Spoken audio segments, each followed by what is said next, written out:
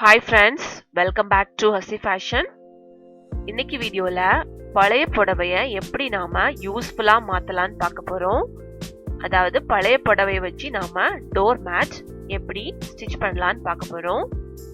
நீங்கள் இப்போ தான் ஹசி ஃபேஷனை ஃபர்ஸ்ட் டைம் பார்க்குறீங்கன்னா கீழே இருக்கக்கூடிய ரெட் கலர் சப்ஸ்கிரைப் பட்டனை ப்ரெஸ் பண்ணுங்கள். கூடவே பெல் ஐக்கானையும் கிளிக் பண்ணுங்கள். அப்போ தான் நாங்கள் போடக்கூடிய வீடியோஸ் உங்களுக்கு நோட்டிஃபிகேஷன்ஸில் வரும். இப்போ நாம இந்த டோர் மேட்டுக்கு ஒரு புடவைய இந்த மாதிரி ரெண்டா ஃபோல்ட் பண்ணி கரெக்டா நம்ம விரிச்சு போட்டுக்கணும். பாருங்க, இந்த மாதிரி ரெண்டா ஃபோல்ட் பண்ணிருக்கேன். அந்த மடிப்பு பக்கம் நம்மள பார்த்து இருக்க மாதிரி வச்சுக்கணும்.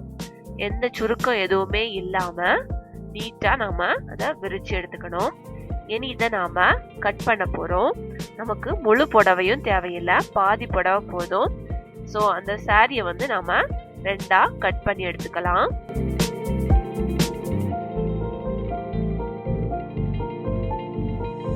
இந்த மாதிரி கட் பண்ணிட்டு இதுல உங்களுக்கு எந்த பார்ட் வேணுமோ அதை நீங்க எடுத்துக்கலாம்.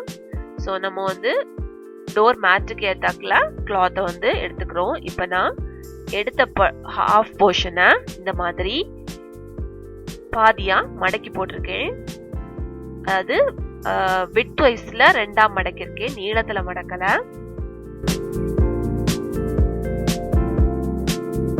பாருங்க, இந்த மாதிரி நீளத்துக்கும் நாம இத விட்த் வைஸ்ல ரெண்டா ஃபோல்ட் பண்ணி போட்டுக்கணும்.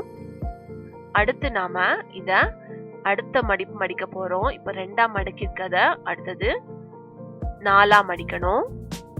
இந்த மாதிரி ரெண்டா மடிச்சிட்டு அடுத்தது இன்னும் இத ரெண்டா மடிக்கணும். கிளியரா நம்ம விரிச்சு வச்சு கரெக்டா அந்த கார்னர்ல எல்லாம் கரெக்டா இருக்க மாதிரி நம்ம எடுத்துக்கணும். இதுக்கு காட்டன் புடவையா இருந்தா நல்லா இருக்கும். ஏன்னா அப்பதான் நமக்கு ஈரத்தை நல்லா உறிஞ்சும். இந்த மாதிரி நல்லா விரிச்சிட்டு இத இன்னும் அடுத்த மடிப்பு மடிக்க போறோம். ஸோ இந்த மாதிரி ஃபோல்ட் பண்ணிக்கணும். ஃபோல்ட் பண்ணிட்டு ஒரு டோர் மேட் சைஸுக்கு இதை நாம மடக்கி இந்த மாதிரி எடுத்து வச்சிருக்கோம்.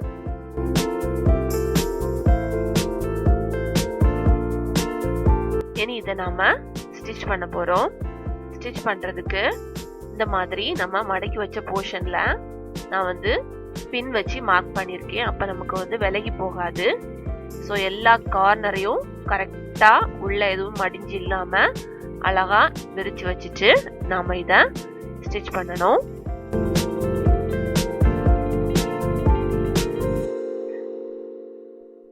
ரெண்டு ஸ்டிச் போட்டுக்கணும். அப்ப நமக்கு நல்லா சேஃபா இருக்கும். இப்போ ஒரு பக்கம் ஸ்டிச் பண்ணியாச்சு. அடுத்தது இன்னொரு பக்கம் ஸ்டிச் பண்ணலாம். நம்ம வச்சிருக்கூடிய பின் டிஸ்டர்பன்ஸா இருந்துச்சுன்னா அதை எடுத்து நம்ம அதை ஸ்டிச் பண்ணிக்கணும். இதுலயும் நாம ரெண்டு ஸ்டிச் போட்டுக்கணும்.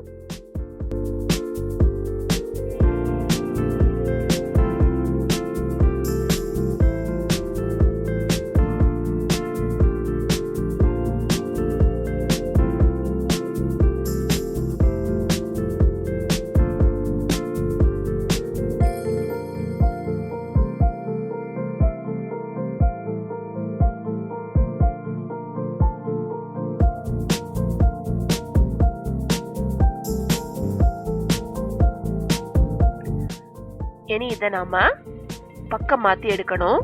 அப்ப நமக்கு இந்த கட் பண்ண போர்ஷன் எல்லாம் உள்ள போயிரும். நமக்கு மேட்ல எந்த நூல் எதுவும் பிரிஞ்சு வராம நீட்டா கிடைக்கும். ஸோ இதை நம்ம பக்கம் மாத்தி எடுத்துக்கணும்.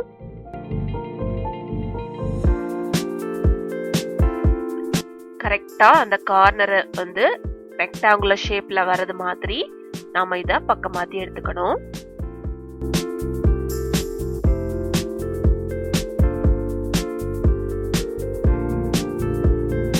பாருங்க, இந்த மாதிரி நீட்டா ரெக்டாங்குலர் ஷேப்ல நம்ம பக்கம் மாத்தி எடுத்தாச்சு. இனி நாம இத ஸ்டிச் பண்ண போறோம். அதாவது சைட்ல அடிக்கணும். அதே மாதிரி உள்ள நமக்கு என்ன மாடல்ல வேணுமோ அந்த மாதிரி நம்ம ஸ்டிச் பண்ணிக்கலாம். ஃபர்ஸ்ட் இத மார்க் பண்ணிக்கலாம். இந்த மாதிரி உங்களுக்கு என்ன ஷேப்ல நீங்க மார்க் லைன் போடணுமோ அந்த மாதிரி நீங்க லைன் போட்டுக்கலாம். நான் இதுல ஸ்கொயர் ஷேப்ல இதுல லைன் போடுறேன். ஃபர்ஸ்ட் 4 கார்னர்ஸ்லயே லைன் போட்டுக்கிறேன். போட்டுட்டு சென்டர்ல இந்த மாதிரி பாக்ஸ் பாக்ஸா போட்டிருக்கேன். நீங்க வந்து வேற டயகனல் ஷேப்ல கூட போட்டுக்கலாம். இப்ப மார்க் பண்ண இடத்துலலாம் ஸ்டிச் பண்ண போறோம். எல்லா இடத்துலயும் நம்ம வந்து ஸ்டிச் போட்டுக்கணும்.